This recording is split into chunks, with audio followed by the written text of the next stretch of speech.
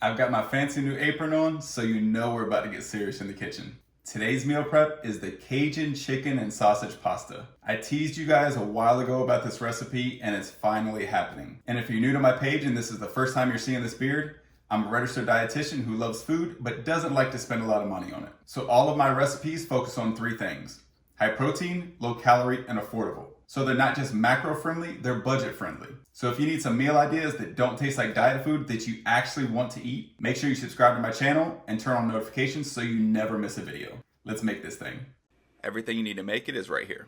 Start by dicing your chicken into bite-sized pieces and add in 1 tablespoon of Cajun seasoning. Use about half that if you don't want a lot of heat. Give that a mix and make sure all of your chicken is coated all the way around and set that aside. Heat a large skillet over medium-high heat, add in your sausage, and cook for 2 to 3 minutes on each side. Once your sausage is done, remove it from the pan and set it aside. Now you're going to use this same pan to cook a few different things. You don't want to wash it in between because you want all that flavor to stay in there.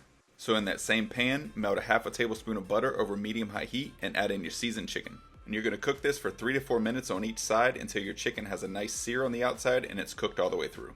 Now I'm going to give you a warning. If you have never cooked with Cajun seasoning, if you happen to take a big whiff of that Cajun steam coming off of that chicken, it will surprise you. It's not harmful, but it'll definitely wake you up in the morning, so just be mindful.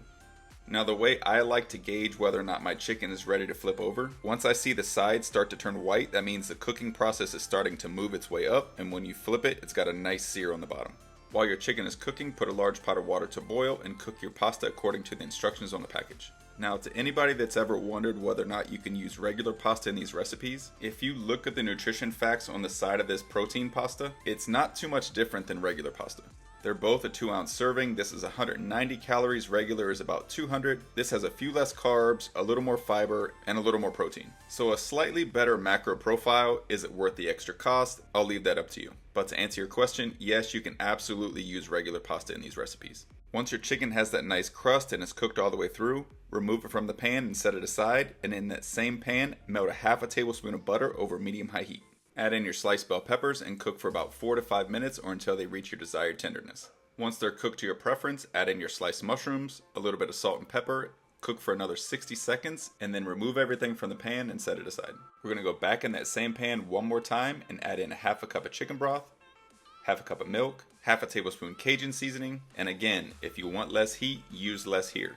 Half a tablespoon garlic powder, and a half a tablespoon onion powder. Give it a good mix, and once your sauce starts to bubble, add in a half a cup of grated Parmesan cheese and reduce the heat to low. Then you're going to mix in your cooked chicken and your cooked sausage and let that cook on low for 2 to 3 minutes. When your pasta is done cooking, strain it, return it to the pot, and then you're going to add everything else in. Your chicken, your sausage, your bell peppers, and your mushrooms. Mix everything together, give it a taste, and add salt and pepper to preference. Portion everything out into your meal containers and give yourself a pat on the back. You just made 6 delicious meals that will keep you full and satisfied. I think we all know that meal prep may not be for everybody. It takes time and it takes commitment. So you should definitely be proud of yourself for putting in the effort to cook these meals to stay on track. Not only is this recipe delicious, as usual, it's macro friendly, and it comes out to less than $3 a meal. Enjoy!